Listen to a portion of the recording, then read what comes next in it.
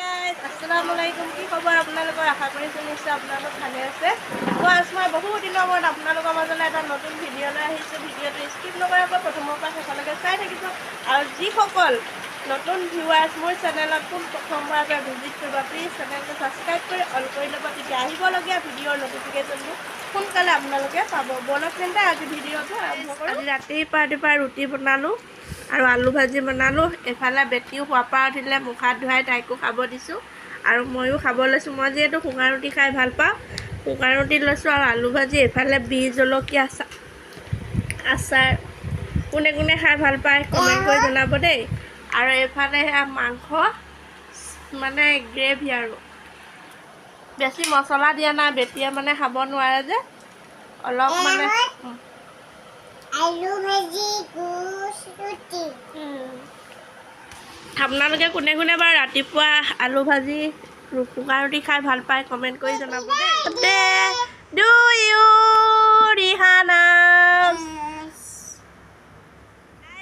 আজি ৰিহানাৰ বাৰ্থডেৰ কেক এটা কাটিব লৈছোঁ। এইটো চাওক, গিফ্টত পোৱা কেকটো কেনেকুৱা লাগিছে আপোনালোকে কমেণ্ট কৰি জনাব। আৰু ৰিহানা যে বেলুন নিজে সজাইছে ফুলাই পেলাই, আৰু এইটো ৰিহানাৰ ড্ৰেছ একদম কেকৰ লগত মিলাই লৈছে। আৰু মেকআপটো চাওক নিজে কৰিছে, কেনেকুৱা হৈছে ক'ব দেই আপোনালোকে। আৰু আশীৰ্বাদ কৰিব আমাৰ ৰিহানাত যাতে সদায় সুস্থ থাকে, ভালে থাকে তাৰে নহয় ৰ'বা।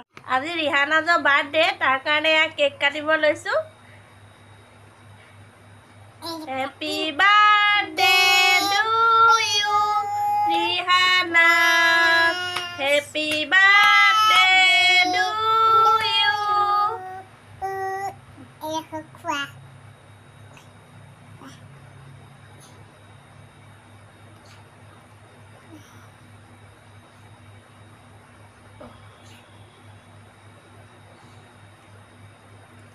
সদায় ভালে থাকিবা, সুস্থ থাকিবা, সদায় দোৱা কৰোঁ আল্লাহৰ ওচৰত আমাৰ ৰিহানাত যাতে সদায় ভাল হৈ থাকে, সুস্থ হৈ থাকে, তাৰে দোৱা কৰিব দেই আপোনালোকে।